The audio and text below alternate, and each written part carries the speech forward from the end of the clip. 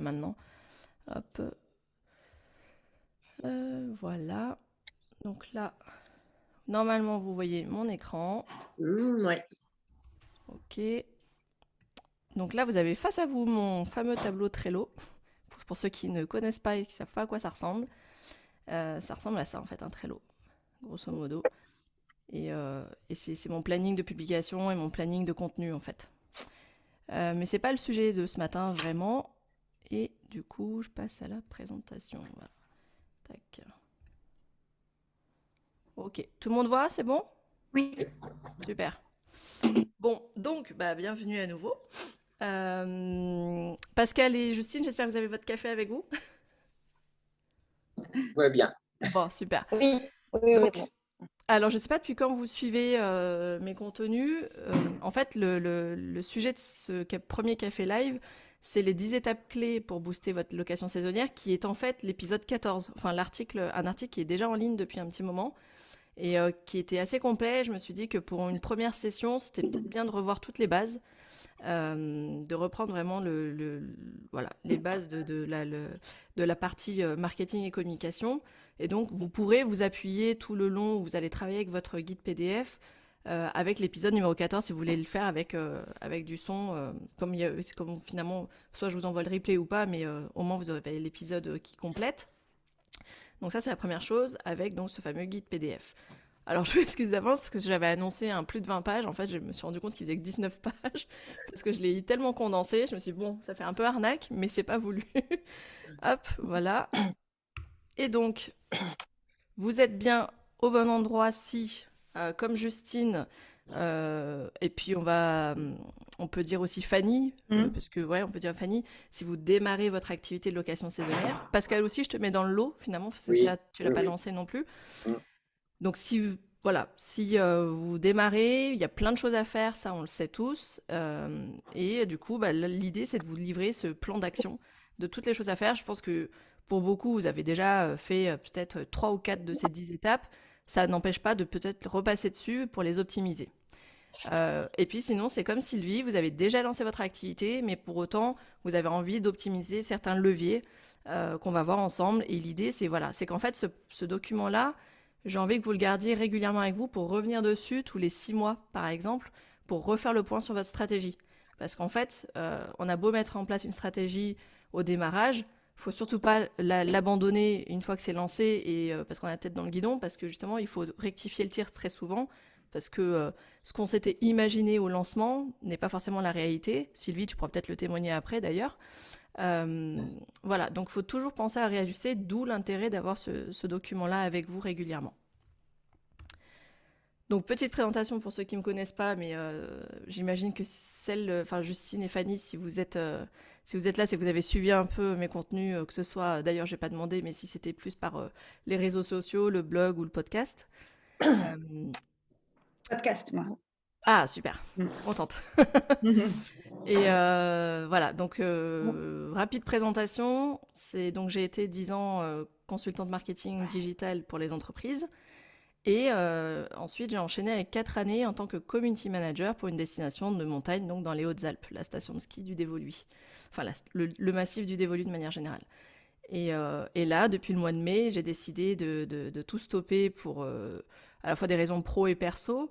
Et j'avais vraiment envie de mixer les deux, c'est-à-dire apporter toute la partie marketing digital à une clientèle dédiée au monde du tourisme et en particulier sur les hébergeurs. En fait, je me souviens qu'il s'est passé une chose qui m'a tilté l'été dernier, enfin pas cet été qui vient de passer, mais l'été d'avant, où on était en plein événement du Festival de l'Image, Sylvie, pour te situer. Donc c'était en juillet. Donc un événement qui se prépare des mois à l'avance, qu'on communique des mois à l'avance, notamment auprès des hébergeurs de la destination, ce qu'on fait à chaque fois, c'est-à-dire qu'on envoie des newsletters, on envoie l'agenda des temps forts, etc. Et, euh, et on se retrouve en plein festival. Et puis, il y a des participants qui nous disent je suis à l'hôtel qui est juste à côté du du lieu de l'événement. Et le directeur de l'hôtel qui leur dit mais moi, je suis pas du tout au courant, je sais même pas ce qui se passe là-haut, j'en sais rien, etc. Et là, je me suis dit là, il y a un gros souci.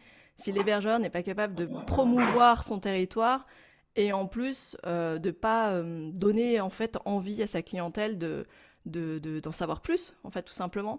Et là, j'étais scotchée et je me suis dit non, là, ça va pas du tout, il se passe quelque chose. Donc voilà. Donc maintenant, je prends les choses différemment. Je veux aider les hébergeurs à finalement devenir leurs propres offices de tourisme. En fait, c'est un peu le message, c'est devenez votre propre office de tourisme, votre propre guide touristique. Pascal, c'est ce que tu es en train de faire. Finalement, tu es en train de devenir le conseiller en séjour, un conseiller en séjour. Et puis voilà, et vous serez les meilleurs ambassadeurs de votre région parce que vous l'aurez fait, vous la connaissez et vous en parlerez avec vos propres mots et avec votre propre expérience. Et c'est ça que j'ai envie vraiment que vous transmettiez derrière. Voilà pour la petite présentation. Donc effectivement, j'ai lancé un blog et un podcast au mois de mars. Et j'en parlerai à la fin, mais il y a des nouveautés qui arriveront aussi en 2023. Le podcast, voilà, pour ceux qui connaissent pas. Je sais pas si vous êtes plus article de blog. Je fais toujours les deux. Ça me dérange pas de faire les deux. C'est plus long, mais je sais qu'il y en a qui sont plus visuels, qui aiment bien venir plus tard lire tout l'article de blog, et puis il y en a qui aiment bien écouter. Moi, typiquement, maintenant, j'adore écouter des épisodes de podcast quand je fais quelque chose qui me demande pas trop de place dans mon cerveau. Et du coup, en train de cuisiner, en train de faire le ménage, être en voiture, j'écoute beaucoup de podcasts. Mais je sais qu'aussi que quand il y a des épisodes qui me plaisent vraiment, je les enregistre et je retourne après sur vraiment la partie écrite pour aller chercher tous les liens qu'il me faut, etc. Donc, je ne l'ai pas noté là, mais je vous le redis. Donc, si jamais, faites attention, c'est pas l'épisode 25, c'est l'épisode 14 qui correspond à cette session, en fait, concrètement. Voilà, ça c'était pour le démarrage. Et on va attaquer dans le vif du sujet avec la grosse première partie qui, logiquement, en fait, pose les bases de votre stratégie. Alors, en termes de fonctionnement, je vous propose en fait de balayer moi mes slides et qu'on se garde un temps. À la fin, notez-vous vos questions et à la fin, on revient sur toutes les questions que vous avez notées au fil de la présentation. Je vais essayer d'aller, on va dire, assez brièvement et pour qu'on revienne au cas par cas, comme on n'est pas nombreux, on va pouvoir se le permettre. Ça vous va ? Oui. Ouais ? Super. Donc, définir sa stratégie de développement. Normalement, c'est la première chose qu'on fait, c'est ok, j'ai décidé de lancer ma location saisonnière, un gîte, une maison d'hôte, peu importe, un petit hôtel, une auberge, un hébergement insolite. L'idée, c'est d'avoir déjà une vision très très claire dès le départ, de ne pas partir dans le flou en se disant bon, je prends le tout venant. Non, on ne prend pas le tout venant parce que en prenant le tout venant, on va avoir une communication tellement diluée qu'en fait, on va finir par toucher personne du tout. Donc, première grosse idée reçue, c'est de ne pas avoir identifié une clientèle de voyageurs idéale pour soi. Quand je dis idéal et pour soi, en fait, faut vraiment faire très très attention dans le sens où il y a ce que nous on a envie et ce que le marché réellement, ou ce que réellement ma location saisonnière me permet d'accueillir. C'est-à-dire que je peux très bien, je prends l'exemple de Fanny tout à l'heure, on peut se tutoyer, Fanny ? Oui, bien sûr. Quand on s'est présenté, idéalement, tu voudrais peut-être une clientèle de voyage, des familles, j'en sais rien, parce que ton hébergement le permet en termes de capacité d'accueil, mais tu es quand même consciente que c'est pas du tout possible, c'est pas du tout possible, c'est pas impossible, mais la réalité fait que c'est pas une destination très touristique au final, donc tu as pris quand même le parti d'accueillir plutôt une clientèle de voyageurs de type affaires ou chantier, comme on disait, ouvrier, etc. Donc ça, c'est vraiment la première chose. Je prends l'exemple aussi de Sylvie, avec son gîte en montagne, qui pourrait très bien se dire, je prends tous les types de voyageurs, les skieurs en hiver, etc. Sauf que non, parce qu'en fait, par rapport à sa localisation géographique, le skieur alpin, à quelques rares exceptions, va peut-être moins venir chez Sylvie, alors que des skieurs de rando, des randonneurs tout court aussi, vont être beaucoup plus attirés parce que déjà aussi, Sylvie, c'est un gîte d'étape, ce qui veut dire que ça fonctionne comme un refuge de montagne, mais qui est en vallée. Voilà, pour résumer pour ceux qui ne connaissent pas le concept. Donc en fait, ça fait que des espaces partagés. Donc voilà, ça attire pas tout le monde. On peut pas espérer une clientèle de famille, de skieurs par exemple, lambda. Voilà. Donc vraiment dès le départ, il faut être capable de renoncer à un type de clientèle. Donc là-dessus, si c'est pas le cas, essayez vraiment d'être le plus objectif possible sur la capacité qu'a votre location saisonnière en termes d'accueil, mais aussi ce que votre région et votre emplacement géographique vous permet réellement d'accueillir aussi, comme type de voyageur. Ensuite, par rapport à ça, c'est de définir des offres commerciales et ce que j'appelle les services hôteliers. C'est-à-dire que c'est pas parce que vous êtes en LMNP pour certains que vous êtes des particuliers qui louent une chambre. Non, c'est un vrai business. Ça, là-dessus, en termes d'état d'esprit, il faut vraiment que vous ayez en tête que vous avez un business, donc une activité professionnelle et donc une logique de service hôtelier, des services d'accueil. Ça peut être pour ceux qui proposent des petits déjeuners, ça peut être des services hôteliers de type transport. Alors, je ne sais pas jusqu'où vous allez dans votre démarche, mais est-ce que ça arrivera que vous alliez chercher les clients à la gare, un système de navette, j'en sais rien. Est-ce que au niveau de la blanchisserie, est-ce qu'au niveau des repas, etc., vous avez des prestations hôtelières à proposer? De la même manière, est-ce que vous mettez à disposition un espace un peu tisanerie dans les chambres avec la bouilloire comme on le voit dans les hôtels? En fait, c'est d'avoir ce niveau de qualité de l'hôtel, mais dans un cadre plutôt intimiste. C'est un peu le principe. Quand je parle des offres commerciales, je parle aussi de ne pas juste louer la nuitée, c'est de prévoir ce qu'on appelle des offres packagées pour celles et ceux qui proposent avec repas, par exemple, proposer un week-end avec petit déjeuner, etc. Des paniers repas, bah, par exemple, Sylvie, je sais que c'est ce que tu fais déjà, des paniers repas pour les randonnées. Voilà, proposer des offres commerciales. Ça peut être aussi, en termes d'offres commerciales, si vous réalisez des activités au sein de votre location saisonnière. Ça peut être, est-ce que vous avez un partenariat avec une masseuse à domicile, par exemple, qui vient chez vous, enfin, qui peut proposer une prestation d'une heure de massage pour votre client et qui vient sur place. Donc, vous avez là fait un partenariat. Ou alors, c'est vous-même, peut-être que vous avez un atelier de poterie dans le jardin, qu'on peut participer à ça, ou des ateliers de cuisine. Sylvie, j'ai vu que tu en faisais de plus en plus maintenant. Pascal, je ne sais pas si tu as gardé en tête de faire Pascal a une très belle voiture de collection et peut potentiellement proposer de faire un petit tour à ses clients. Vraiment, vraiment la voiture décapotée. Enfin, moi, c'est comme ça que je l'imagine, tu sais, un peu style vintage rétro. On se balade. On se balade comme ça en amoureux avec son petit chauffeur qui nous fait visiter. Ça, je trouve ça génial. Voilà, donc pensez à tout ce que vous pouvez proposer, que ce soit vous-même, vos compétences à vous ou des compétences de partenaires. Donc pensez à faire des offres packagées comme ça. Ça peut parfois être l'activité qui fait venir à l'hébergement. Je pense notamment par exemple à tous ceux qui ont des domaines viticoles et qui ont annexé une maison d'hôte à leur domaine. Souvent, c'est quand même les ateliers d'œnologie qui vont faire venir les personnes et l'hébergement finalement est là en support, quoi. Ensuite, la stratégie de communication et les moyens, on va y revenir un peu plus longuement après, pareil pour les partenariats et l'influence. Définir votre stratégie de communication et vos moyens, c'est dès le départ se dire, ok, je vais déjà lister tout ce que je veux comme support de communication à mettre en place. J'entends par là, est-ce que je veux un site web? Est-ce que je veux être sur les réseaux sociaux? Quel type de plateforme de réservation je veux utiliser? Airbnb, Booking, Le Bon Coin, Abritel, tout ce que vous voulez, enfin tout ce qui existe, pour citer que les plus gros. Donc là, c'est dès le départ en fait, vous devez vous renseigner sur aussi les commissions, etc. Vous pouvez aussi dire tout simplement, ma stratégie, c'est de faire que de la réservation en direct. C'est un peu peut-être dangereux au démarrage, mais vous pouvez très bien dire, je pose un objectif, je veux faire 50% de réservation en direct. Certains avancent comme ça, et du coup, en fonction de l'objectif que vous fixez, vous allez mettre les moyens en face. C'est-à-dire que donc, ça veut dire avoir son propre site web, ok, avoir ses réseaux sociaux pour envoyer du trafic sur mon site web, et du coup, générer de la réservation en direct.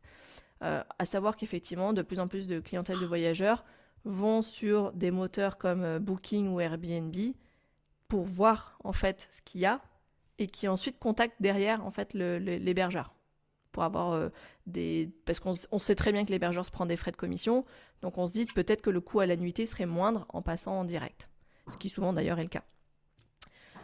J'avais lu une étude sur Booking, commanditée par Booking, qui date d'il y a 3 ans, je crois, qui en fait disait que Booking est maintenant devenu avant tout un moteur de recherche d'hébergement et que les gens en fait derrière contactent en direct ces fameux hébergeurs.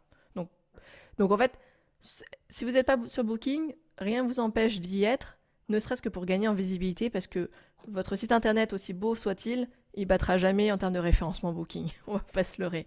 Donc autant ne pas vous enlever cette opportunité d'être présent et visible sur des plateformes comme Booking qui sont ultra bien référencées. Et du coup, derrière, sachez que c'est pas pour autant que les gens vont vous réserver par Booking, ils peuvent très bien passer derrière en direct avec vous. Du moment où sur votre fiche Booking, vous mettez les liens vers votre site web, là, vous êtes sûr qu'en général, ça va passer en direct.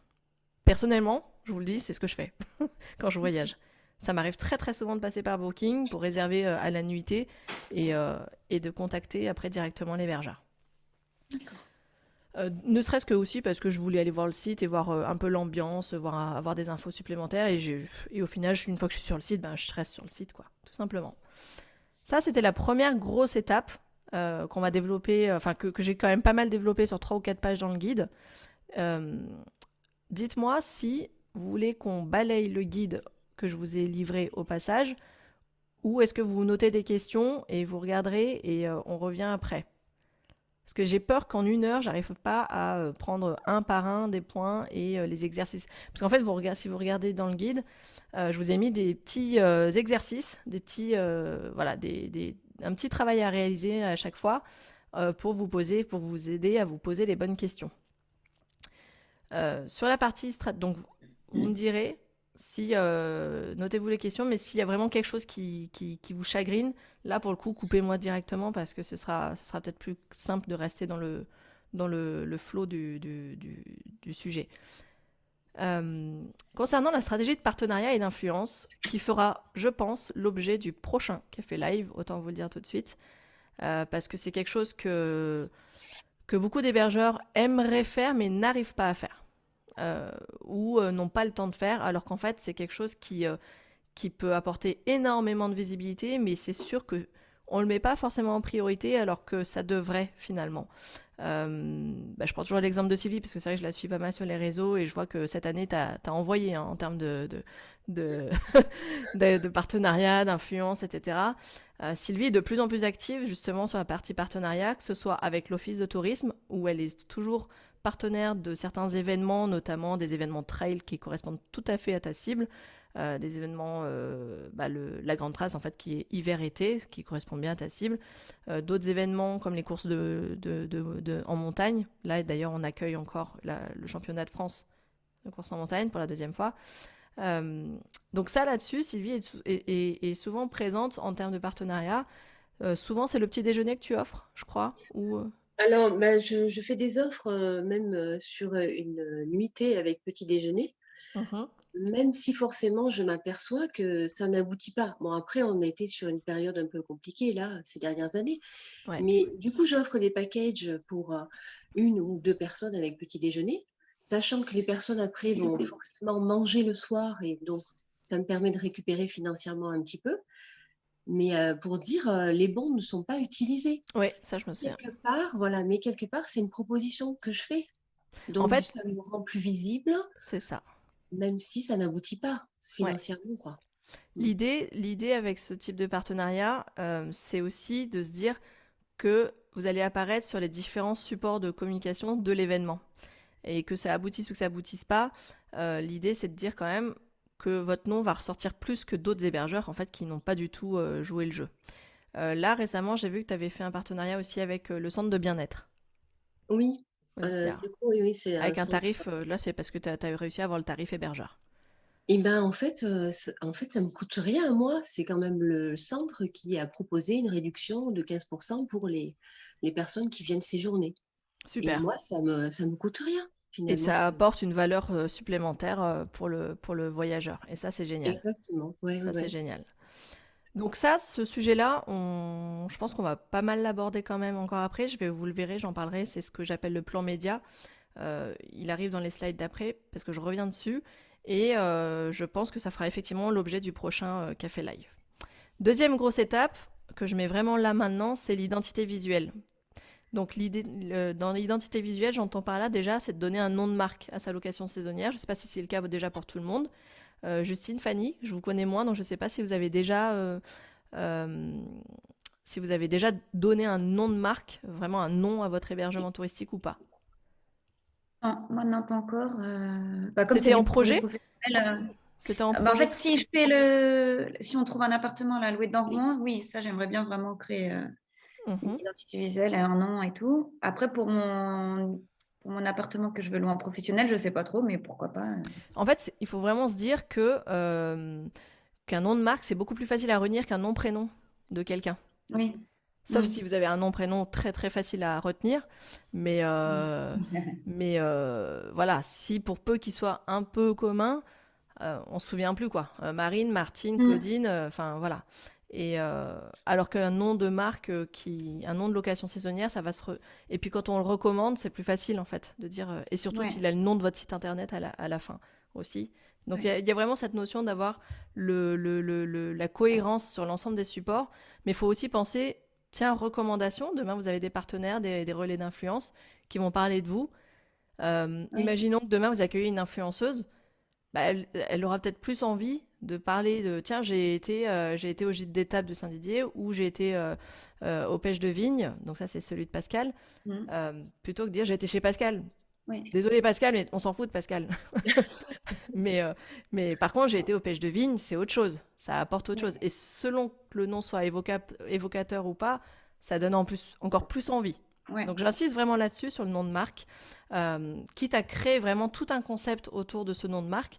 Je Mm. pense notamment, si vous avez écouté l'épisode 25 du podcast où j'avais fait une interview avec Marie Létienne du Mas des Écoliers qui est près d'Avignon, donc dans les Alpilles, Ouais.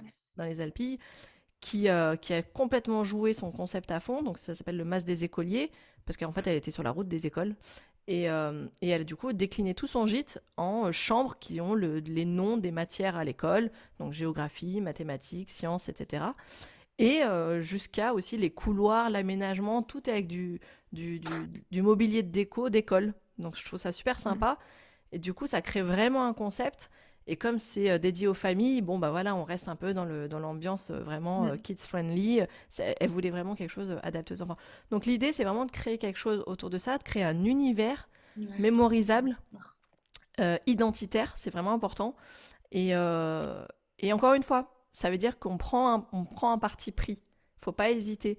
Parce que c'est comme ça qu'on marque les esprits. Tout à l'heure, je disais pour la clientèle d'essayer de pas vouloir toucher tout le monde, mais de vouloir toucher ceux qui vont être le plus à même d'être intéressés par les prestations qu'on propose. Et bien c'est pareil pour l'univers graphique. Rester cohérent avec tout ça. Et surtout, ce qui est intéressant, c'est d'arriver à raconter cette histoire du projet, de son origine, qui vont coller avec vos valeurs aussi. Euh, les gens adorent en fait qu'on raconte comment nous est venue l'idée de créer notre gîte ou notre location saisonnière. Je sais que Pascal, il n'y a pas longtemps, a fait une publication sur l'origine du nom et de son logo.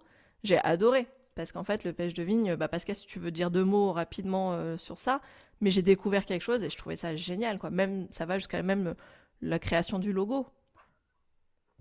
Oui, Parce que- donc très rapidement, oui, le pêche, c'est un mot occitan qui veut dire une colline, en fait, un petit sommet. Donc nous, le gîte est au sommet de ce qui fait qu'on a des très belles vues à 360 degrés. Et sur cette pente, en fait, il y avait de la culture de vigne jusqu'à la crise du phylloxéra là, qui a décimé les vignes partout en France. Et il y a ce qu'on appelle une maison de vigne, donc c'est une espèce de petite tour avec un pigeonnier en haut. Voilà, donc c'est ça qui a donné naissance Au au nom. nom et au logo. Ouais. Et le logo représente effectivement, La illustre très maison de bien vigne. la maison avec le pigeonnier. D'accord. Et je trouve ça super sympa en fait d'avoir une petite publication qui explique l'origine de tout ça.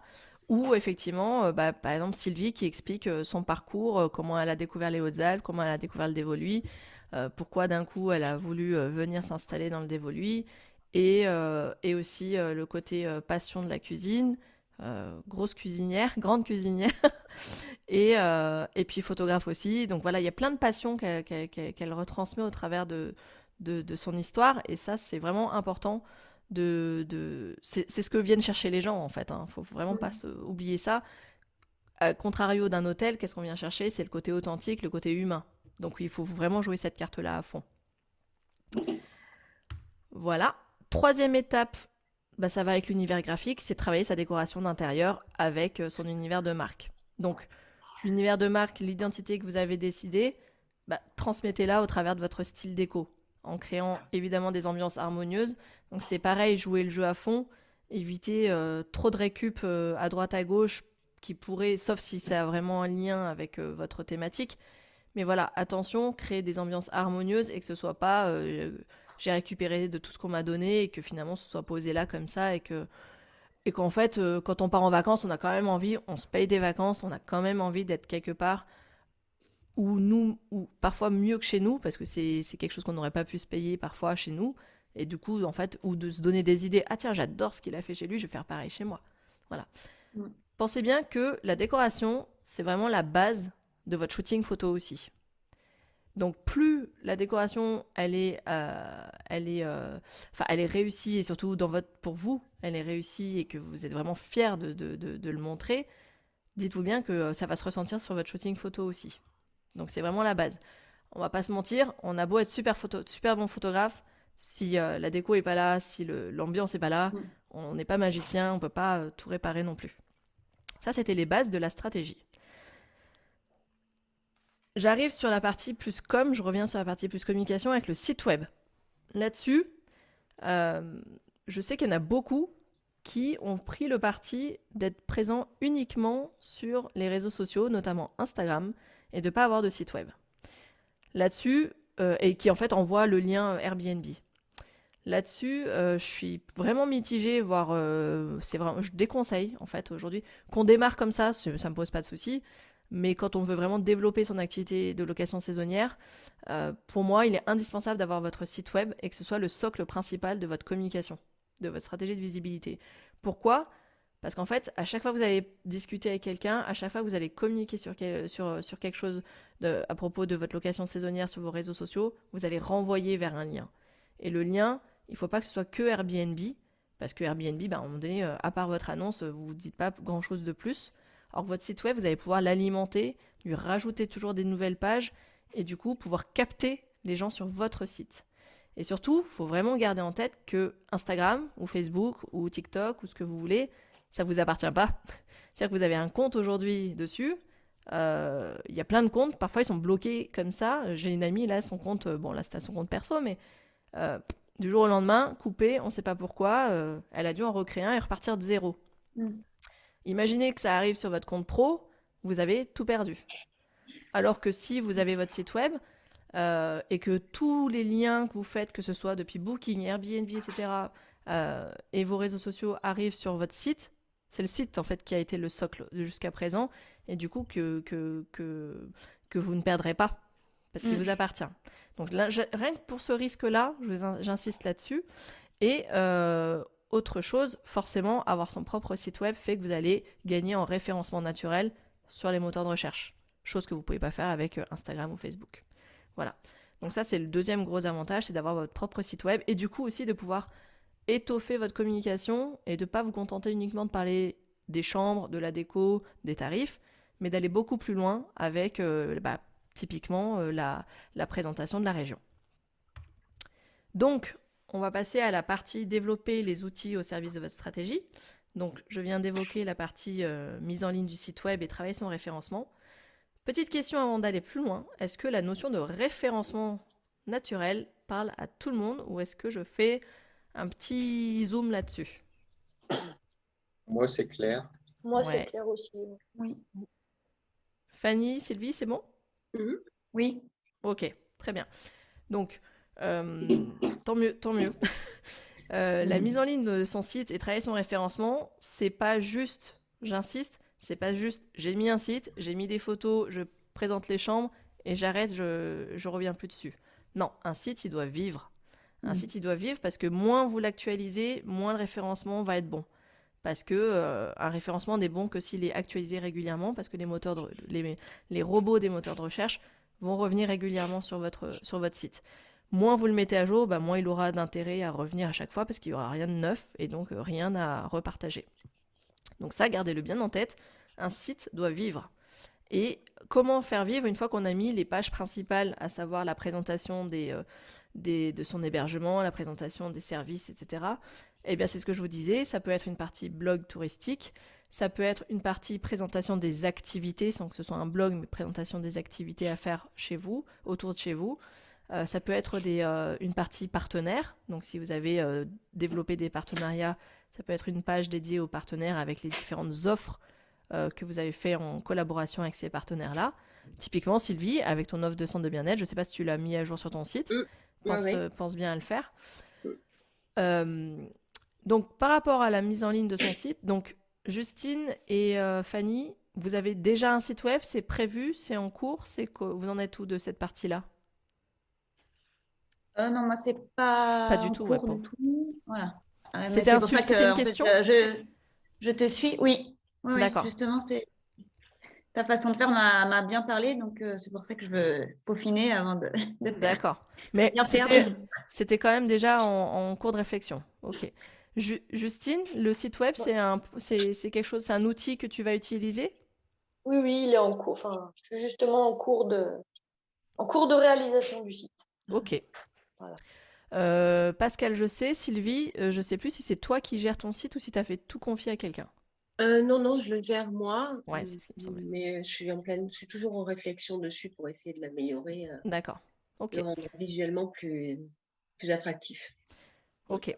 Alors effectivement, là, il y a trois options quand on veut créer son site web. C'est je fais tout de A à Z moi-même et je suis prêt à former et je suis prêt à y aller à fond moi-même, qui va demander du temps, forcément, de la compétence, mais on peut se former, il y a plein de tutos en ligne, c'est pas un souci. C'est une question de temps. Est-ce que j'ai envie d'aller là-dessus ou pas?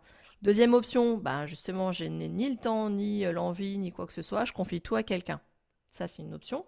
Ça, c'est un autre, un autre point, c'est que ça souligne l'aspect budgétaire, parce que vous allez faire appel à quelqu'un.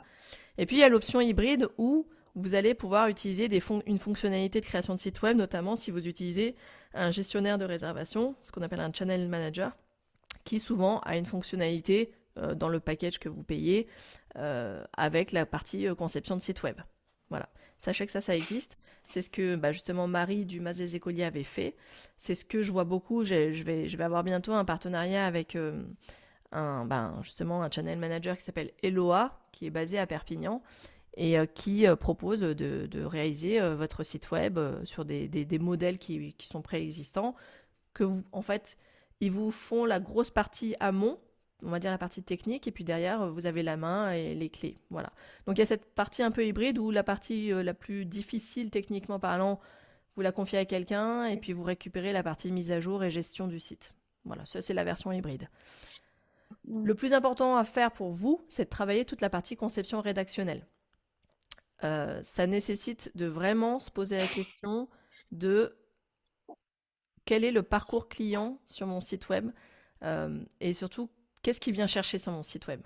La plupart du temps, pour avoir travaillé en agence web pendant quelques années, on fait tous la même erreur, c'est qu'on veut toujours parler de soi quand on a un site web. Ce qui est normal, c'est censé être notre vitrine. Hein.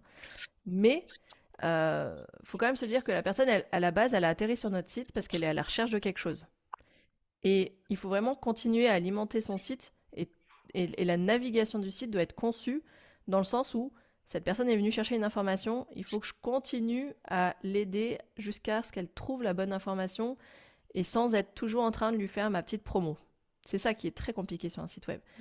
Et donc la personne, quand elle vient sur votre site, en général, quand on analyse le parcours client, donc c'est pareil, je crois que dans le guide, je vous ai mis le lien vers l'article dédié au parcours client, les 7 étapes du parcours client. Il faut bien avoir en tête que quand on construit son séjour, je pense que vous faites pareil quand vous préparez vos vacances, première chose, c'est tiens, je pars où? Bon, allez, on cherche, etc. Là-dessus, on peut soit lire des magazines, soit avoir des amis qui ont été quelque part, ça nous a donné envie, soit suivre des blogueurs voyage qui vont nous inspirer ou pas, etc. La première question, c'est la destination. À partir du moment où on a choisi la destination, on commence à s'inquiéter de savoir où est-ce qu'on va loger. Et déjà de savoir quel type de logement on veut déjà.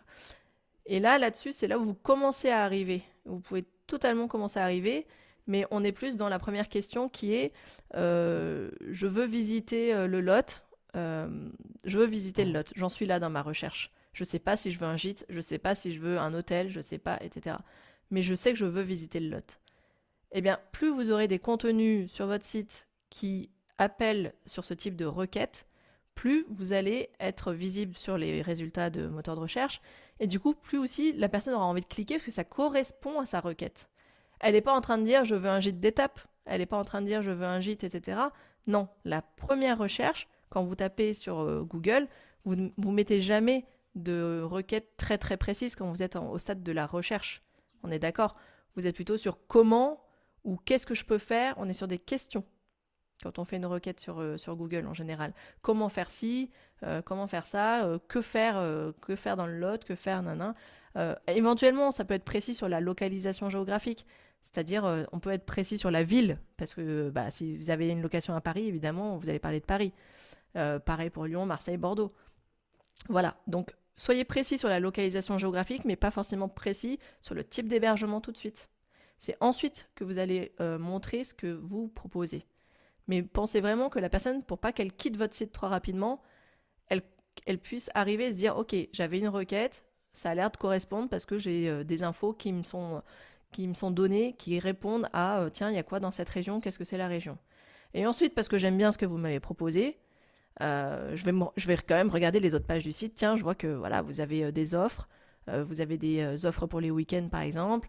Tiens, ça tombe bien, j'aime bien ce que vous me dites. J'aime bien aussi votre histoire, parce que vous avez aussi glissé à un certain endroit l'histoire de votre découverte de la région. C'est là où, justement, c'est intéressant. C'est là où, Pascal, ce que tu es en train de faire en découvrant ta région, en revisitant ta région, c'est important, c'est de le retranscrire. En disant, moi, je suis arrivé en telle année dans cette région, j'ai eu un coup de cœur, mes balades favorites, c'est celle-ci, c'est celle-ci, c'est celle-ci. Et là, vous n'avez pas du tout parlé de votre hébergement, vous avez parlé de comment découvrir la région, et c'est ce que la personne à la base est venue chercher. Donc j'insiste vraiment là-dessus, sur la conception rédactionnelle tournée au service du client voyageur qui arrive sur votre site. Et de pas tout de suite parler que de votre hébergement, votre chambre et votre salle de bain, quoi. Évidemment, quand on met en ligne son site, on s'appuie, quand on est hébergeur, de supports visuels à disposition, donc des photos, des vidéos. Là-dessus, j'ai souvent insisté sur le fait que pour des supports, des supports qui restent visibles longtemps, comme un site web, notamment comme un site web ou si vous faites des supports papier, c'est de là faire appel à un photographe, un shooting professionnel, au moins pour une petite série de photos.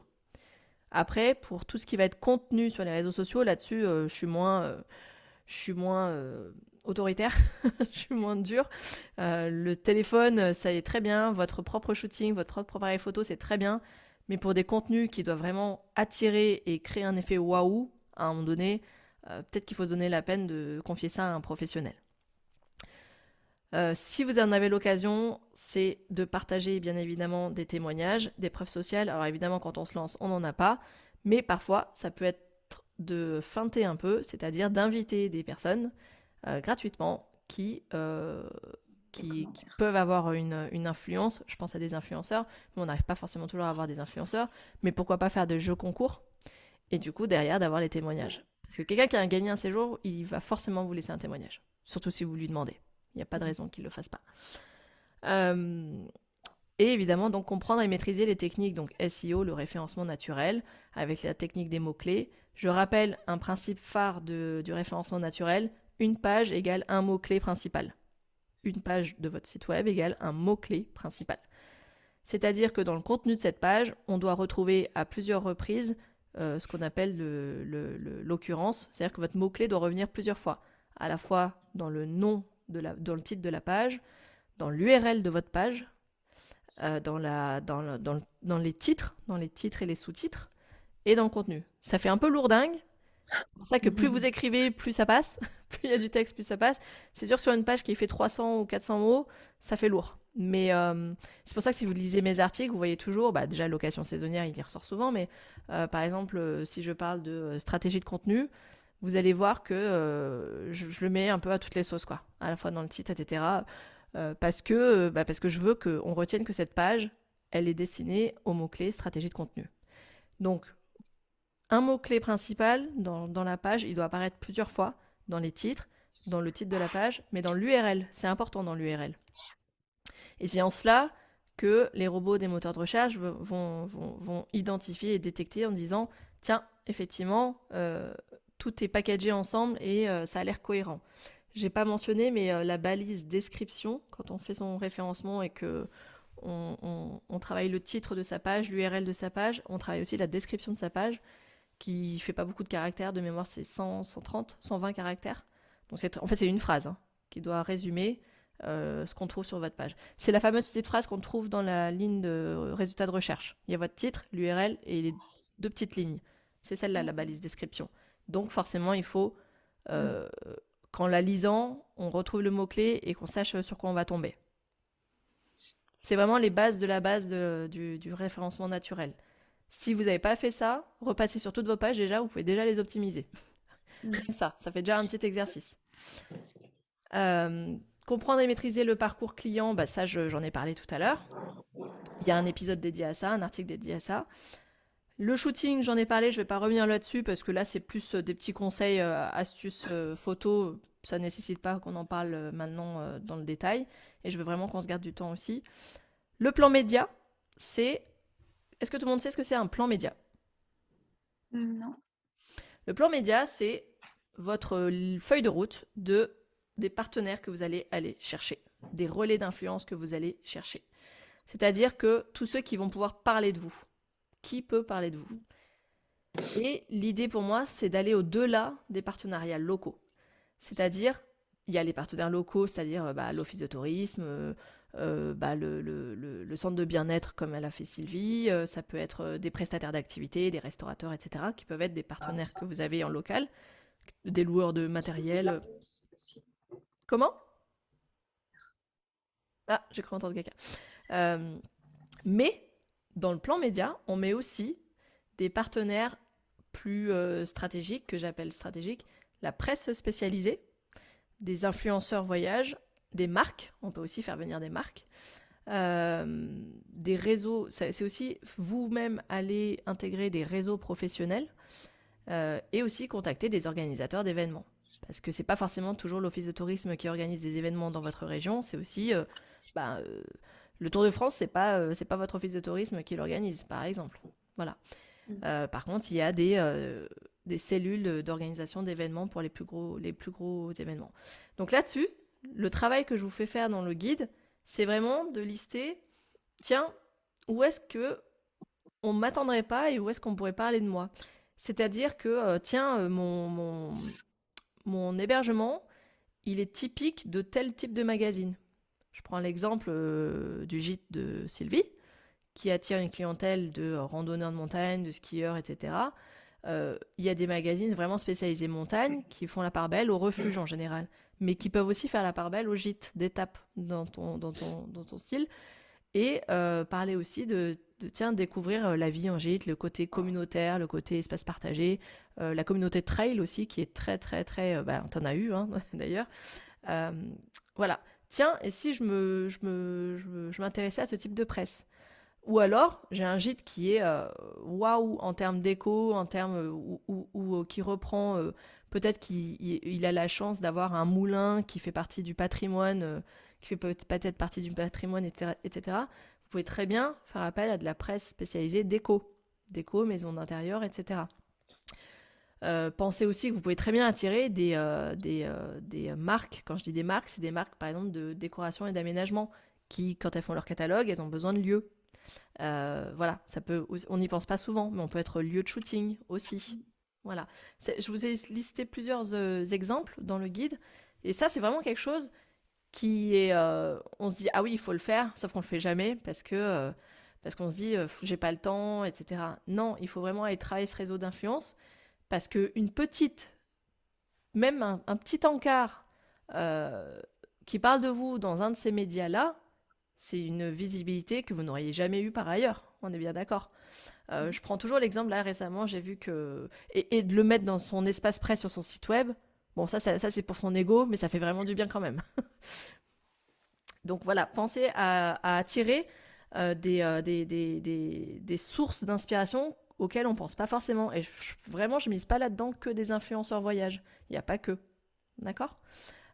Et si vous décidez de faire appel à des influenceurs voyage, ne misez pas sur les gros, misez autour de vous, il doit y en avoir quelques-uns, misez ceux qui ont 5000 followers, c'est déjà très bien. Parce qu'ils seront accessibles, qu'ils n'auront pas à être payés, juste vous leur proposez une nuit avec un service ou qui vous crée du contenu. Je sais que par exemple, il y a beaucoup de plus en plus de trailers, de coureurs qui organisent en collaboration avec l'hébergeur un week-end où bah, ils sont logés, mais pour autant, ils vont parcourir la région, faire des super photos, en parler à la communauté, parler du super petit-déj ou du super repas qu'ils ont eu, etc., de la chambre, de l'emplacement, etc. Donc ça va toucher une communauté qui n'est pas forcément la vôtre au départ. Donc c'est vraiment lister tous ces types de relais d'influence que vous pouvez toucher et essayer de concevoir un séjour thématique autour de cette personne, mais avec cette personne, que ça lui corresponde. Voilà, ça c'était par cette partie-là. La définition des réseaux sociaux. Quels que soient les réseaux que vous avez choisis, je vous conseille vraiment d'en choisir un principal. Vous pouvez être présent partout, hein, c'est pas le problème. Mais choisissez-en un où vous allez vraiment miser le plus de temps. Les autres, vous allez peut-être partager sans y passer trop de temps non plus. Je vous donne un exemple. Moi, je suis présente sur Facebook, Instagram, LinkedIn et Pinterest. Mais on va dire que j'ai quand même 2 réseaux sociaux de prédilection dans mon cas, c'est LinkedIn et Instagram. Honnêtement, Facebook, j'ai failli pas m'y mettre, mais je me suis dit, bon, ça me coûte rien, je vais quand même le faire, mais j'alimente pas plus que ça, je partage mes contenus, mais je suis pas plus présente que ça. Hormis dans des groupes Facebook. Mais pour moi, c'est Instagram, et effectivement, je pense que Fanny et Justine, c'est peut-être par le Instagram que vous m'avez vu. Oui, c'est ça. Ouais, voilà. Donc, l'avantage, c'est aussi de pouvoir, via les réseaux sociaux, donc de sonder et questionner votre clientèle idéale, de savoir qu'est-ce qu'elle recherche, etc. Et de pouvoir s'écrire en privé. Ça marche super bien. Parole d'ancienne community manager. Même quand on a 20 000 followers, c'est pas tout le monde qui écrit en fait des messages privés. C'est pas les 20 000. Donc, vous avez le temps de pouvoir répondre. Et le fait de parler en privé et de se dire, tiens, il y a vraiment un humain derrière, on peut discuter de tout, c'est sympa. Ça crée tout de suite un lien et sympathique et on a envie de continuer à suivre cette personne-là. Donc n'hésitez pas vraiment à sonder que ce soit en story, à faire des choses drôles avec des petites questions, montrer de la déco, montrer les coulisses, etc. Et donc établir une stratégie de contenu. Alors ça a fait l'objet de plusieurs articles déjà sur mon blog. Je pense qu'il y a largement de quoi faire et pareil, il y a des exercices que je vous ai mis là-dedans. On va peut-être moins rentrer sur cette partie-là qui est sur l'organisation, c'est-à-dire le plus important, c'est les premières étapes. C'est-à-dire vous, dressez-vous votre stratégie. Le plus important pour vous, c'est la stratégie. Ça fait beaucoup de points déjà qu'on a vu. Et c'est vraiment de dire, mon site web, ok, il y aura quoi comme rubrique, comment je vais le concevoir en termes de navigation et de contenu. Les réseaux sociaux, sur quels réseaux sociaux je vais aller, quel type de publication je veux faire, quelle fréquence de publication je veux faire. À chaque étape, il faut vraiment se lister une feuille de route, une ligne directrice et idéalement se fixer des petits objectifs. Fixez-les-vous pour 6 mois, 1 an, surtout si vous démarrez. Ça ne sert à rien de les fixer à 3 ans. Et c'est pouvoir se dire après, comme ça, à chaque fois, je vais regarder mes statistiques. Et le plus difficile, c'est de mettre en place un système d'organisation pour pouvoir maintenir ce côté régulier, ce rythme régulier, que ce soit la création de contenu sur son site web, la création de contenu pour ses réseaux sociaux, et puis gérer vos réservations, parce qu'à la base, vous êtes quand même loueur saisonnier, c'est pas que de la com. Mais si vous êtes là, c'est que vous avez compris que la communication, c'est forcément une grosse partie chronophage qui va vous prendre du temps, mais qui va travailler pour vous, in fine, toute seule à un certain moment. En tout cas, c'est l'idée, c'est de mettre en place des choses et des rythmes qui ensuite puissent travailler pour vous. Donc le système d'organisation, moi personnellement, c'était pour les contenus, j'utilise la méthode du batching. Je ne sais pas si ça vous parle. Peut-être qu'il y en a qui le font pour la cuisine, c'est le batch cooking. C'est qu'en fait, je prépare plein de choses à l'avance, mais je me fais des grosses sessions, comme par exemple le week-end, je cuisine pour la semaine. Et je prépare mes contenus pour... alors les podcasts et les articles de blog, je les prépare au mois, donc j'ai un mois d'avance à chaque fois. Et pour les réseaux sociaux, c'est pareil, j'ai tout programmé à l'avance pour pouvoir justement avoir du temps pour tchatcher après en privé avec les personnes qui me parlent. Je suis pas prise dans l'urgence. Les newsletters, c'est pareil, je les fais en général, allez, une semaine à avance les newsletters, parce que je veux vraiment que ce soit de l'information chaude. Donc le batching, c'est pareil, je crois que je vous ai mis le lien d'un épisode dédié, un article dédié sur la technique du batching. En fait, c'est juste faire des tâches, c'est travailler à la chaîne la même tâche. Parce que si vous faites le même travail, mais contenu par contenu, dans tout ce qu'il y a à faire comme micro-tâches, vous allez perdre du temps. Alors que si vous faites micro-tâche par micro-tâche, ça va beaucoup plus vite. Et vous êtes lancé en fait. Collecter des emails grâce à un aimant à vacancier. J'appelle ça un aimant à vacancier, mais en fait le terme marketing c'est le lead magnet. Lead magnet. C'est un petit bonus rapide et facile à obtenir en échange d'un email, parce que pour moi avoir un site internet c'est bien, mais collecter des emails c'est mieux. Pourquoi collecter des emails? Simplement pour pouvoir garder le contact et pouvoir envoyer de temps en temps une newsletter. Je ne sais pas si ça fait partie de votre stratégie ou pas, si c'est en cours, si vous hésitez. Pour moi, l'idée, c'est avoir un email, c'est vraiment avoir le sésame. Parce que sur les réseaux sociaux, vous n'avez pas les emails. Vous avez des abonnés, certes, mais ça ne va pas convertir forcément. Un email, vous avez la possibilité de garder le contact régulièrement et du coup de pouvoir, en amont d'une grosse période de réservation, en amont de vacances de Noël, de vacances scolaires, etc., pouvoir utiliser cette base d'email pour envoyer en amont, au moment des périodes de réservation, des infos et qui vont arriver au bon moment et qui vont permettre de répondre à des questions qu'on se pose sur comment préparer mon séjour de Noël chez vous, ou j'arrive dans un mois. Là-dessus, il faut être juste bon et surtout bien connaître sa région. C'est quelles sont les périodes fortes de réservation et combien de temps à peu près les gens réservent avant cette fameuse date. C'est-à-dire que si vous souhaitez réserver pour Noël, avoir des réservations pour Noël, en fait, on est déjà dedans. Il faut le savoir. Septembre-octobre, c'est déjà la période de Noël. Donc, c'est maintenant que vous devez déjà... Basez-vous typiquement sur les... là, on va bientôt voir que des pubs de cadeaux de Noël. Typiquement. C'est parce qu'on est en plein dedans. C'est à vous aussi. Alors, c'est plus facile avec l'expérience quand vous avez ouvert depuis un petit moment. Mais à bout d'un moment, vous allez voir quel est le délai de réservation. C'est-à-dire qu'il y en a qui ont un délai court, mais il y en a qui ont des délais de plusieurs mois à l'avance. Donc en ayant ça en tête, c'est à vous de faire un rétro-planning en disant, si je veux booker en juin, il faut que la personne en mars, elle met déjà dans sa tête. Donc c'est-à-dire qu'il faut que vous prévoyez qu'en mars, vous allez commencer à envoyer un peu quelques infos, quelques actus, vous allez commencer à vraiment rentrer. Autant on peut dire en période hivernale, vous pouvez rester un peu au chaud, mais à la reprise du printemps, des beaux jours, une petite newsletter pour dire coucou. Une newsletter, ça ne veut pas forcément dire vendre, ça veut dire garder le lien. Là, j'insiste là-dessus.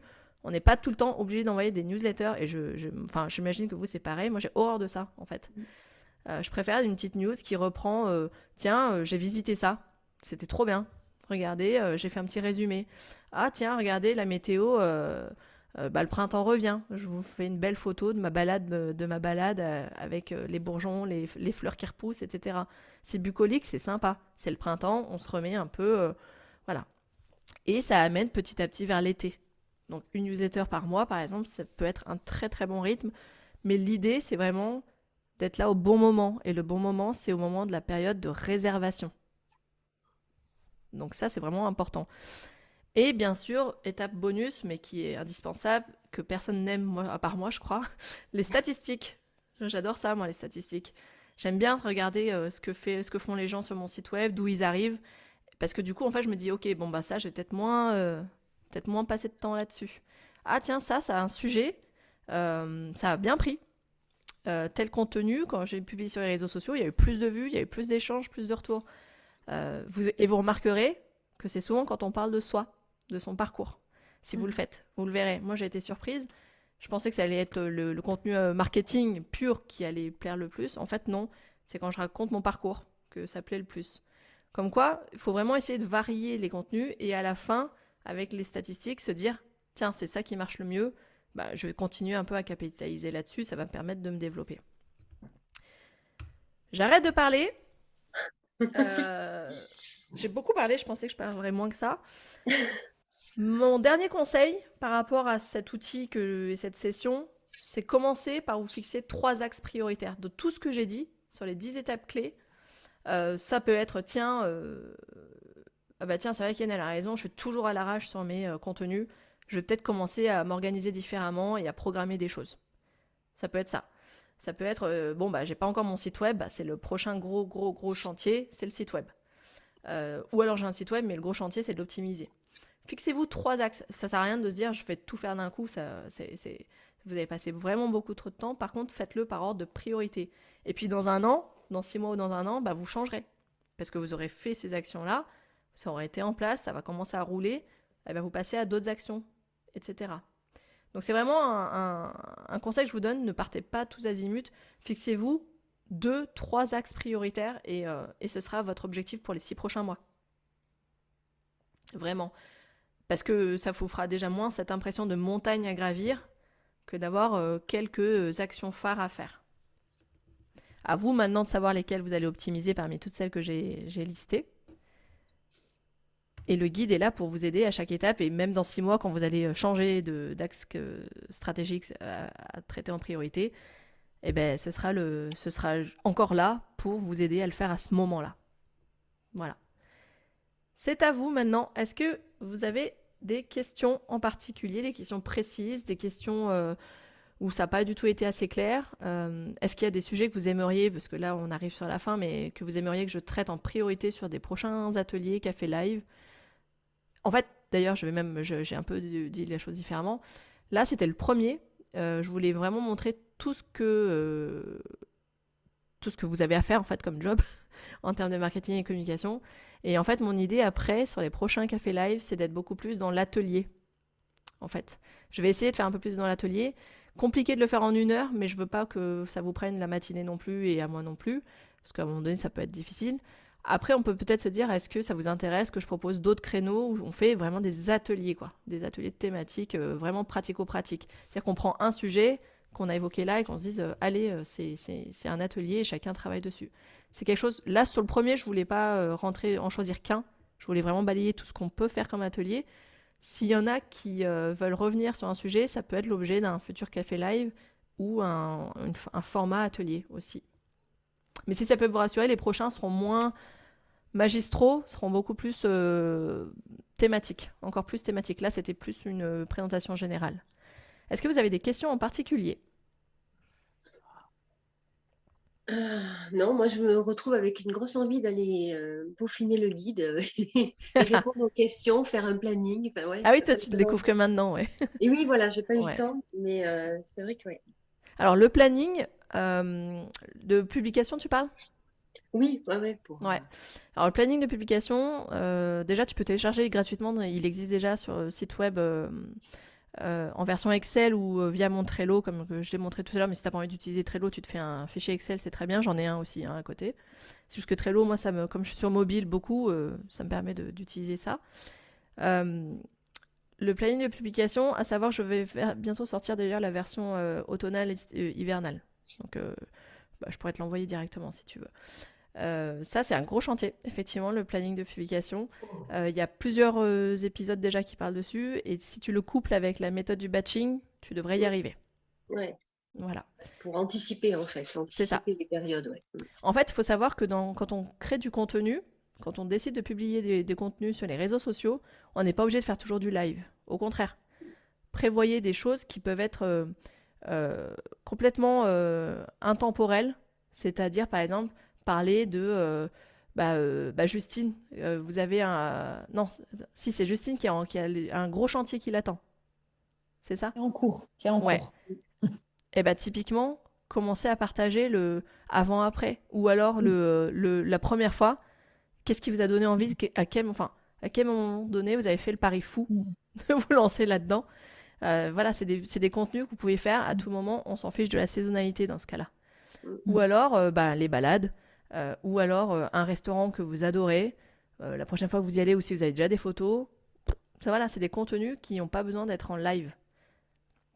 Donc essayez de réfléchir à ça, et c'est vraiment facile du coup de créer d'avance des contenus qui ne nécessitent pas d'aller dehors pour le faire. Ça peut être raconté, ça peut être votre bouquin préféré même, et un bouquin qu'on va retrouver chez vous en lecture, parce qu'il est mis à disposition. c'est plein. Et justement, ce fameux planning de publication, tu verras, Sylvie, il y a beaucoup de contenus comme ça, qui sont en fait des contenus que tu peux faire d'avance. Et tu peux faire des fiches de lecture si tu as envie, en fait. Et de temps en temps. Et en fait, l'idée, c'est d'avoir des catégories de publication. Et c'est ce que je propose dans le planning, c'est de faire des catégories. Moi, par exemple, il y a tester et approuver. J'ai testé un resto, j'ai testé une activité, j'ai testé ce que vous voulez. Et je vous raconte mon expérience. Ça peut être aussi ce jour où. C'est ce jour où vous avez découvert la région pour la première fois. Ça peut être ce jour où vous avez vu pour la première fois votre maison, votre gîte. Qu'est-ce qui s'est passé? Là, on est dans l'émotion, par exemple. Qu'est-ce que j'avais d'autre comme thématique? Ça peut être la boîte à idées. Qu'est-ce que vous me suggérez? Tiens, j'ai une petite pièce pas encore aménagée. Qu'est-ce que je pourrais en faire? Qu'est-ce que vous me suggérez? Etc. Ou déco, ou ce que vous voulez. Et puis, après, il y a quand même des contenus qui parlent de vous et qui parlent de votre hébergement. C'est là où vous allez faire des focus sur des pièces, par exemple, sur de la déco, etc. À un moment donné, il faut quand même aussi parler de soi, mais par exemple, si vous regardez bien, ça ne représente qu'un quart des contenus que vous allez publier. Le 3/4, ça va parler de la région, de votre amour de la région. C'est pour ça que j'emploie souvent le terme d'ambassadeur d'une région. C'est votre amour de la région qui va attirer les gens, parce qu'à la base, les gens, ils ne vous connaissent pas. Par contre, ils sont intéressés à l'instant T à propos d'une destination. En fait, gardez vraiment en tête que tout ce que vous devez faire doit être lié à la destination, parce que sur Instagram, si je prends l'exemple d'Instagram, les gens en sont au stade de tiens, je suis en train de m'intéresser à cette région, à cette destination, avec le hashtag, ils vont tomber sur vous. Par contre, ils tomberont jamais sur vous via votre gîte, quoi, à la base. Ils viennent pas chercher votre gîte. En fait, il faut mettre son ego un peu de côté quand on fait tout ça. C'est de se dire, à la base, il vient pas me chercher moi, il me connaît de nulle part. Par contre, moi, je vais me montrer au travers d'un sujet qui l'intéresse, à savoir ses prochaines vacances dans la région. Ça, c'est vraiment le gros truc à retenir, c'est ça, en fait. On parle pas de soi, on se concentre sur la personne, ce qu'elle est venue chercher, ce qu'elle est en ce moment en train de chercher. C'est ses prochaines vacances. Ou prochain chantier où il faut se loger. Ça, c'est pour Fanny. Voilà. Petit tour de table, du coup, Fanny, là-dessus. Donc, Sylvie, ok, planning publication, t'as du taf. En fait, tout le monde a du taf, hein. Oui. Mais, tout le monde a du taf, mais c'est bien de savoir sur quoi on va se pencher, je pense, et de prendre les choses une par une, en fait. Fanny, ce serait quoi on va dire le premier, par exemple, le premier gros chantier à mettre en place? Moi, ça va être les 3 premiers points, on va dire. Même, je vais essayer Vraiment de les faire bases. en même temps, parce que voilà, les bases, parce que j'ai pas commencé encore. Donc, cibler ma clientèle, donc ça, je pense l'avoir un peu fait. Mais, Ouais. Mais du coup, cibler sa clientèle, ça veut aussi dire qu'on met jamais les mêmes atouts en avant en fonction de sa clientèle. C'est-à-dire que quelqu'un qui a une super maison, ok, mais quelqu'un qui vient pour le business, il a envie juste d'être sûr d'avoir une connexion Wi-Fi de dingue. Il a envie d'avoir un espace pour travailler qui est du calme, qu'il n'y ait pas du bruit partout autour de lui, etc. Qu'il y ait une place de parking parce qu'il va rentrer tard le soir, peut-être parce qu'il a des journées longues, etc. On ne met pas du tout les mêmes atouts. Donc ça fait partie aussi de la réflexion, c'est adapter les atouts de son logement en fonction de la clientèle qui vient. Parce que par contre, parler à une famille, lui dire qu'il y a un Wi-Fi, moi, perso, je m'en fiche. Quand je pars en vacances, j'en veux même pas. Ouais. Voilà. C'est vraiment remettre en avant chaque atout qui correspond à ma clientèle. Ce qu'elle vient chercher avant tout. La literie aussi, ça peut être important. De dire, vous allez pouvoir bien vous reposer. La chambre, elle est au calme. Voilà. Avec une bonne... Enfin, voilà, je donne des exemples comme ça. De la même manière, parfois, il y a des hébergements qui attirent une clientèle de curistes. Donc, des gens qui viennent se reposer, qui viennent ou qui se sont fait opérer. Et qui dans les grandes villes, typiquement, ça peut être proche d'un hôpital. Et du coup, se dire, venez en convalescence chez moi. Et là, je vais mettre en avant vraiment le côté sérénité, quiétude, calme. Par exemple. Justine, ce serait quoi les prochains ou le gros axe prioritaire? Moi, je dirais au vu du timing là, ce serait tout ce que tu as parlé par rapport au contenu et principalement le contenu du site internet en fait. D'accord. Ok. Voilà. Je suis plutôt là-dessus et puis aussi un peu faudrait que je m'y mette le planning éditorial notamment sur Insta quoi aussi. En fait, ce que je fais au fur et à mesure et ça me prend beaucoup de temps. Et oui, parce qu'en fait, quand tu t'es là à te dire qu'est-ce que je vais faire, C'est ça, en fait, qui est le plus long, c'est qu'est-ce que je vais faire, qu'est-ce que je vais partager, j'ai aucune idée. Autant des fois, tu as de l'inspiration tout de suite et ça va bien, mais autant des fois, tu Ouais. mets du temps devant ton téléphone. Et en fait, c'est un énorme avantage que d'avoir presque un mois d'avance. Je dis pas que moi c'est toujours le cas, hein. Il y a des fois je suis un peu à la hache, mais j'ai quand même au moins un minima de 2 semaines d'avance. Ce qui du coup fait qu'on travaille pas dans l'urgence, qu'on peut quand même faire quelque chose de qualité. Et le plus dur, c'est effectivement de se trouver les idées au départ. Et de mémoire, j'avais fait un article là-dessus qui, moi personnellement, quand j'ai commencé le blog, j'ai eu un tableau Excel où j'ai 60 idées de contenu d'avance. Juste les idées. Ouais. Et en fait, je viens piocher dedans à chaque fois. Mais et ouais, et en fait, juste d'avoir travaillé, ça m'a pris 2 heures. J'ai pris 2 heures, j'ai posé 60 idées. Et qui correspondent à 60 articles. Donc en fait, j'ai un an d'idées d'articles déjà d'avance. Je les ai pas faits.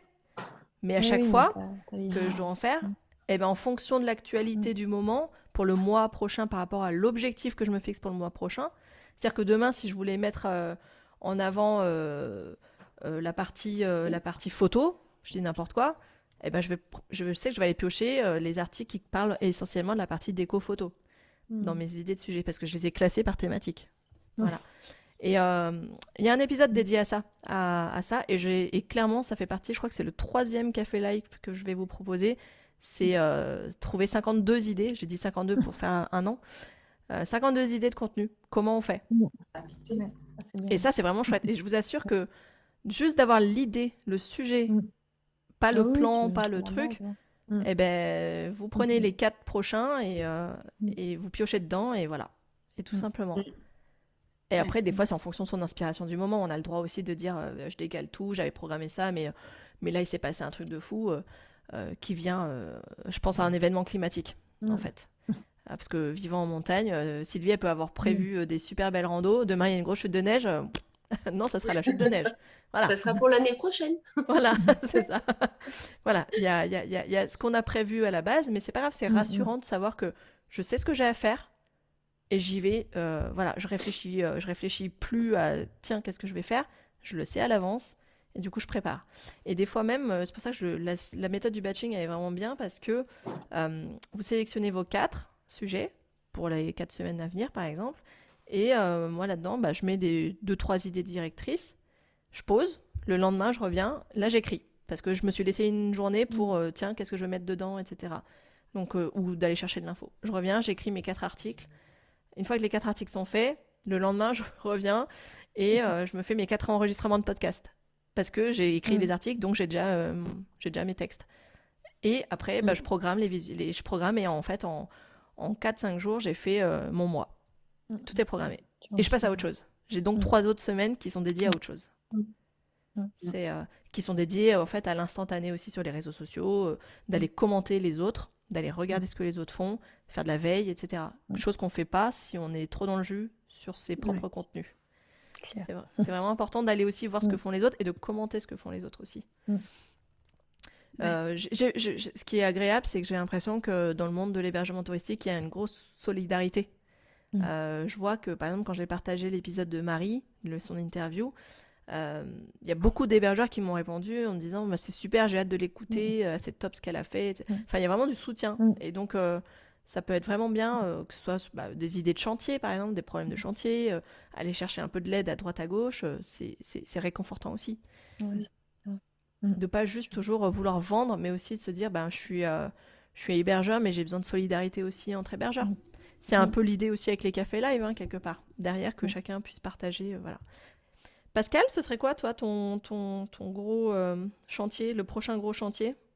Alors, le prochain gros chantier, c'est de me rapprocher du département et de voir avec eux, ils ont un partenariat avec Eloa, justement. Ah oui, on en avait parlé, ouais. Voilà, donc il faut que je regarde tout cet aspect-là. D'accord. Excuse-moi. Channel Manager, donc, ça c'est le prochain gros chantier que j'ai à faire. Eh bien là-dessus, je vais pouvoir t'aider aussi, parce que je dois aussi les rencontrer, Eloa. D'accord. Ouais, je dois faire aussi un gros... j'ai un partenariat qui va sans doute se faire avec eux, donc je pourrais aussi t'aiguiller sur ce que j'aurais vu de mon côté, quoi. Ouais. Si tu me laisses juste 2 minutes. Moi, je voulais juste faire un petit témoignage par rapport au site web et au blog. Ouais, avec plaisir. Bon, moi, je n'avais pas décidé de faire de blog au départ, et c'est un peu sur tes idées que je me suis lancé là-dedans. Effectivement, comme je regarde les statistiques, je m'aperçois que ça mène du trafic. Il y a un article que j'ai fait il y a un mois ou deux, parce que nous, on va développer un gîte dog-friendly. Et j'ai fait un article, qu'est-ce qu'on peut faire comme activité avec son chien quand on Mais vient oui. dans le Lot. Et c'est un article qui a complètement explosé Ah, c'est génial. le trafic. Ouais. C'est assez étonnant. C'est bien plus que ma page d'accueil, par exemple. C'est pas du tout étonnant, au contraire, en fait. Ouais. Justement, non, c'est pas étonnant. Et en fait, je m'aperçois que les pages qui marchent le mieux, c'est les pages du blog, en fait. Ah, tu me fais plaisir. Ouais. Tu me fais vraiment plaisir. Les spécialités du Lot que vous devez goûter. Ouais. Et ça marche aussi bizarrement que ça puisse paraître. Voilà. Mais tu vois, ça n'a rien à voir avec ton gîte, parce que tu l'as même pas ouvert ton gîte en plus. Tu l'as même pas ouvert. Donc, et l'avantage, c'est vraiment, tu vois, les gens sont venus parce qu'ils sont en train de préparer leur séjour. En fait, dites-vous bien que la personne, elle vient sur votre site, elle est en préparation de séjour. Donc vous devez vraiment être le conseiller, comme à l'office de tourisme, quand les gens appellent, ils sont en train de préparer leur séjour et ils demandent ce qu'il y a à faire. Ils demandent ce qu'ils peuvent faire avec leurs enfants ou avec leurs animaux, du coup. Et voilà. Donc si vous avez un logement qui est adapté aux animaux, aux enfants, aux sportifs avérés, etc., misez tout là-dessus. Parce que justement, c'est en vous spécialisant qu'on vous remarque. Ce que je disais dès le départ, c'est que si vous cherchez le tout venant, ça ne marchera pas. Parce que vous allez être noyé dans la masse parmi tout le monde. Tout le monde fait ça. Sauf qu'en fait, vous êtes un parmi tant d'autres. Alors que demain, même votre office de tourisme, du moment où vous communiquez comme ça, que vous allez voir votre office de tourisme en disant « Moi, si on vous pose la question, je suis spécialisé comme ça, je veux être étiqueté comme ça », et la personne, le conseiller en séjour qui sera à l'office de tourisme, il vous aura en tête sur cette thématique-là. Et ça arrive, hein, il y a des gens qui appellent, typiquement, tiens, j'ai un chien, surtout nous en montagne, avec Sylvie, elle le sait, j'ai un chien, j'ai peur des patous dans les alpages. Qu'est-ce que je peux faire donc les chiens de protection des troupeaux. Et j'ai peur de randonner avec mon chien, est-ce que je peux le prendre avec moi, est-ce qu'il faut que je le porte, est-ce que nana. Et si vous-même, vous avez du contenu, vous avez créé vous-même du contenu là-dessus, ils passeront peut-être pas par l'office de tourisme, ils passeront peut-être par votre site, parce que vous aurez fait un article dessus. Merci Pascal, parce que vraiment, tu viens de confirmer effectivement ce que je disais, c'est que on vient par une requête de préparation de séjour, en fait, tout le temps. Oui, tout à fait. Et la question que je voulais te poser, Pascal, par rapport à ton blog, c'est est-ce que tu as plaisir à le faire? Ou est-ce que c'est... tu as plaisir à... Parce qu'en plus, tu fais des articles qui sont ultra documentés, je trouve. Presque j'en demanderais même pas autant, tu vois. Mais c'est top pour le lecteur. Mais j'imagine que ça te prend du temps. Et est-ce que tu as plaisir à le faire? Ça, c'est vraiment important pour moi et c'est ce que je vous conseille. C'est faites que des choses qui vous font plaisir. Parce qu'il faut que ça vous éclate. Il faut que vous ayez envie et que ce soit pas faut pas que ce soit une corvée, quoi. Ouais. Et du coup, est-ce que tu as pris plaisir maintenant au fil du temps?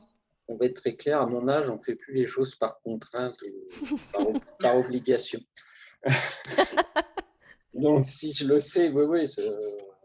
Alors, comme tu dis, il y a un gros travail documentaire que je m'impose avant pour ne pas écrire n'importe quoi. Ouais. Donc, chaque article, j'y passe quand même du temps, effectivement, mais j'aime bien, en fait, cette partie. Je pense que tu aimes bien au final, maintenant. Ouais. Au final, j'aime bien. Ouais, tant mieux. J'ai la chance d'avoir le temps. Et les réseaux sociaux aussi, tu t'y es mis sacrément là. Oui.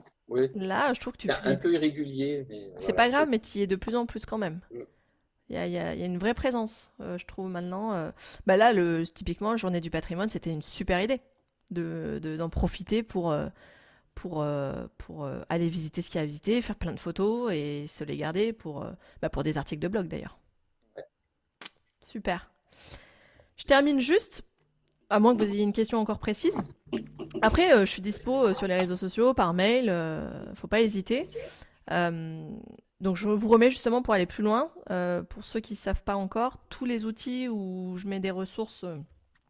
Donc le podcast, le site, vous avez dû aller voir déjà.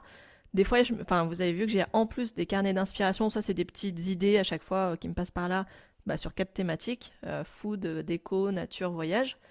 Ça, c'est des idées que je vous pousse comme ça de temps en temps. Et si vous faisiez pareil, quoi. En gros, c'est ça. Il y a la newsletter envoyée tous les lundis matins, où je donne en exclu l'info qui va sortir dans la semaine, en fait. Vous êtes les premiers à le savoir. Généralement, c'est ça. Notamment pour les cafés live, c'était dans la newsletter que j'ai lancé la première info. Vous pouvez d'ores et déjà noter, si ça vous intéresse, la date du 17 octobre, qui sera la date du... Ce sera pas un mardi, ce sera un lundi. Même créneau horaire. On en reparlera d'ailleurs de ce créneau horaire, si c'est quelque chose qui vous va. Si c'est... Bon, là, je suis désolée, j'ai débordé. Je m'en doutais que j'allais déborder, mais voilà, j'ai essayé de faire moins. Mais si le créneau horaire, vous en avez d'autres en tête, je suis pas sûre qu'un midi 2, ce soit bon pour tout le monde. Surtout, Sylvie, je sais que toi, tu fais à manger, donc c'est compliqué. Je vous avais sondé, Pascal et Sylvie, quand j'ai fait vos interviews, je vous avais déjà sondé, ça avait l'air de coller ce créneau-là, donc c'est pour ça que je suis restée là-dessus, tous les deux. Ouais. Fanny, je sais pas si c'est un créneau qui te parle. En fait, ça permet de se mettre en mouvement juste après, enfin tu vois, Oui, ça oui. permet de pas couper dans ta journée. Moi, en fait, ça va dépendre des jours où je travaille ou pas. Aujourd'hui, je travaille pas, donc ça allait parfaitement. Le 17 octobre, je travaille, donc je pourrais pas être là. Mais de toute façon, sur aucun créneau de la journée, je serai disponible. Donc, D'accord. ça va dépendre juste des jours de J'avais boulot. hésité avec le soir, mais des Oh, fois, Moi, le soir, ouais, c'est pas mieux. on fatigue. Et pour peu Oui, puis que j'ai il y en 3 ait- enfants surtout. Ouais, Alors, voilà, ça j'allais va dire, pour peu qu'il y en ait qui aient des enfants en plus, ok. Donc on va rester sur ce créneau plutôt matinal. Et juste, je voulais terminer sur 2023. C'est pas pour tout de suite, mais de toute façon, si vous êtes abonné à la newsletter, vous le verrez passer plusieurs fois. Je lancerai un programme d'accompagnement d'hébergeurs, un peu sous la forme de coaching, d'atelier, où il y aura une plateforme de modules de formation. J'aurai plein de supports et avec des vidéos où je mettrai tout ça, tous les sujets qu'on a abordés, mais un par un. Ça fera chaque point que j'ai évoqué, les 10 étapes clés, va être un module à part entière en fait. Et que vous pourrez prendre en autonomie tout court. Chacun prend son module qu'il veut. Ou rentrer dans un programme d'accompagnement qui va durer 3 ou 4 mois, je crois que c'est 4 mois, et où il y a un suivi individuel et collectif. Voilà, ça c'est juste pour info. Vous serez informés, vous inquiétez pas, parce que je vais forcément faire la pub à un moment donné. Mais c'est pas pour tout de suite, mais sachez-le. Et donc, le Save the Date pour la prochaine session, qui normalement sera dédiée aux partenariats locaux pour offrir une meilleure expérience client. En fait, ça revient sur le plan média. En fait, je refais un focus sur le plan média, là, qui est encore parfois très flou pour beaucoup. Et je veux revenir là-dessus de manière approfondie. D'ailleurs, peut-être que 9-10 heures, ça va être trop court, mais j'essaierai de... Je veux pas prendre 2 heures, ça fait un peu trop. Et même si là, j'ai débordé, mais je vais essayer de condenser un peu plus. En tout cas, j'espère que le guide PDF va vous servir.